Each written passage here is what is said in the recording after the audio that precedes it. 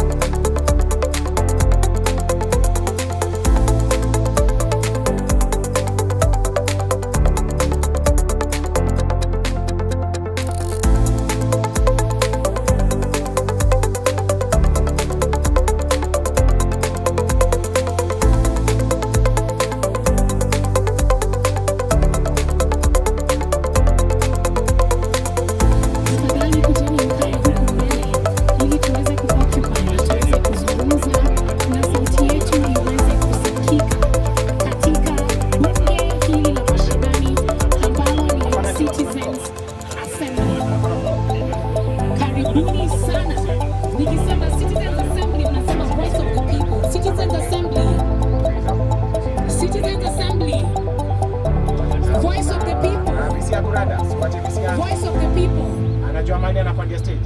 My name is Fusani, and I will be taking you through today's process.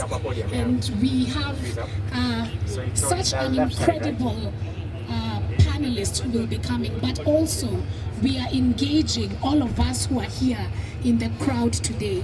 So it's not about the people who will be coming here to speak, it's also about us and our voice and what we have to say about what is happening in the country. As we have seen in Article 1 of the Constitution of Kenya. And I often feel like sometimes Kenyans have been, somebody once said, Kenya is like Africa for beginners.